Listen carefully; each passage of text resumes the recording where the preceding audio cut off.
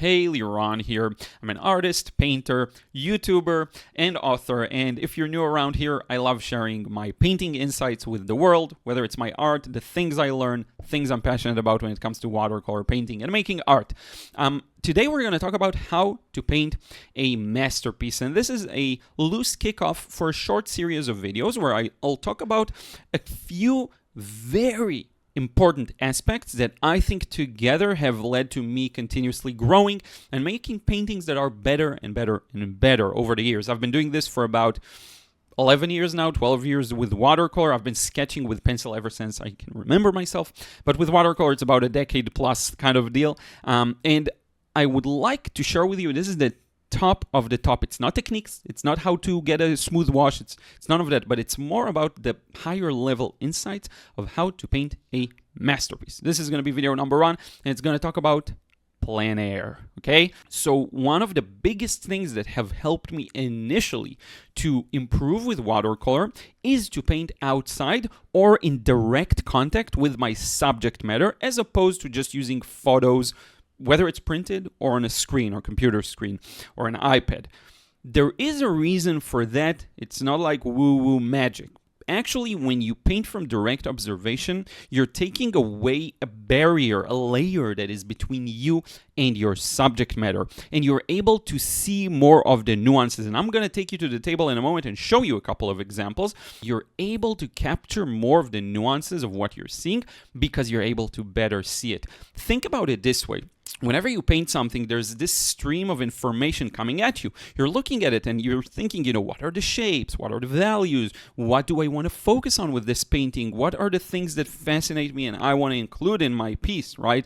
And even if you're not thinking about these things super consciously, you're still probably aware of them. And so, what if you could increase the amount of information you get? You can increase that data stream that is coming to you, the result of that, and remove the barriers between you and the subject matter. The result is better expression. You're just able to express what you're seeing better because you're seeing more, and that's what plein air is all about. Now, I'm going to take you to the table. I'm going to show you just a few relatively recent quick sketches that I did plein air and a couple of maybe older ones, just to get the point across. So here's my little plein air sketchbook. I really like this one, and you'll notice, if you know me, you know I love painting cars. That's just one of them.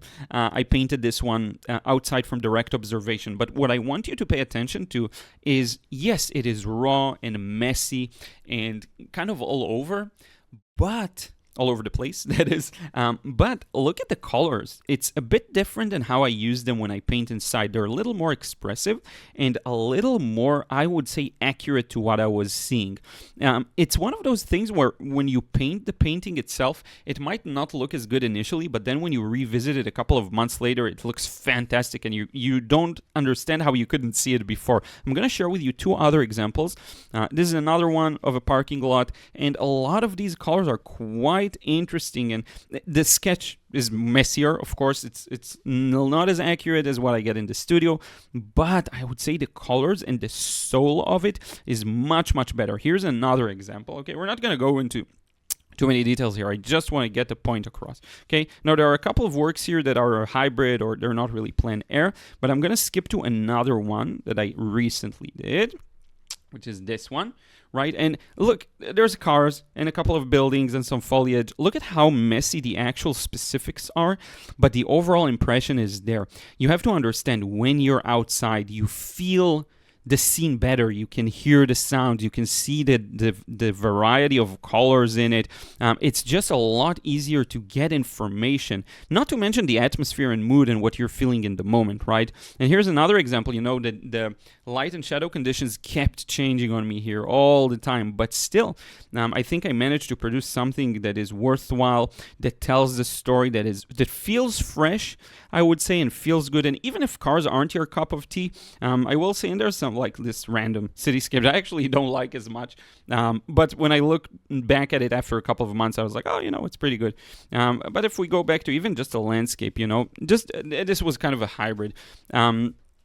If you can see more, you'll be able to paint more. And there's something to that freshness and rawness and the mess and the setup of plein air that just contributes to that. Plein air will change your life. It will change how you paint. And I know a lot of people are shy and they don't want to paint in public and they're worried about that.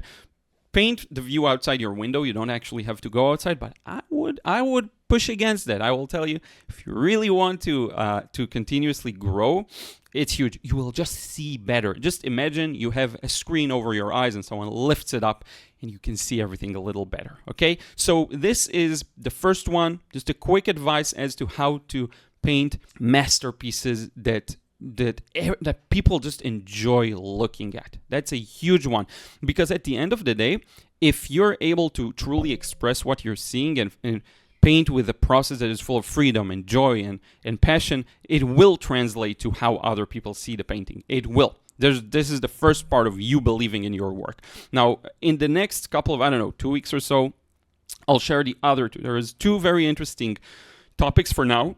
Maybe I'll add more, but for now, two very important concepts to ensure that you actually are able to paint masterpieces. So if you look at your paintings and you're not sure, you don't really know what's wrong. It's hard to say, but it all looks wrong, right? Most of the time, it all looks wrong. Like the sketch is off and the colors are off and the values, and it's a mess and the impression isn't there.